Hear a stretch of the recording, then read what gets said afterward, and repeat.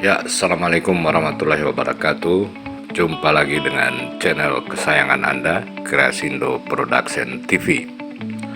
Kali ini liputan kita tentang kegiatan anak-anak mahasiswa UNG, yaitu Confess Unity AS yang berlangsung baru-baru ini. Dan saat ini suasana loading.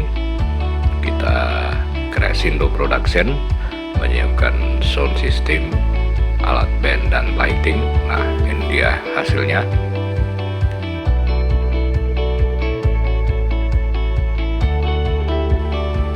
Acara berlangsung di malam hari yang diisi dengan berbagai atraksi dari anak-anak mahasiswa Universitas Negeri Gorontalo.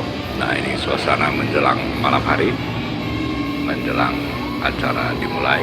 Confess Unity AS, itulah judul acaranya.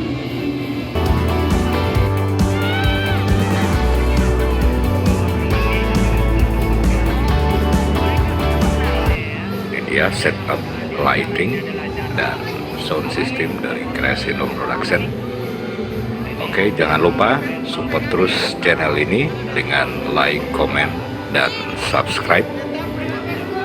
Di puncak acara dari Confess Unity AS ini tampil kembali salah satu band reggae favorit Gorontalo, yaitu Jarang Break, dengan menampilkan berbagai lagu yang mereka hadirkan.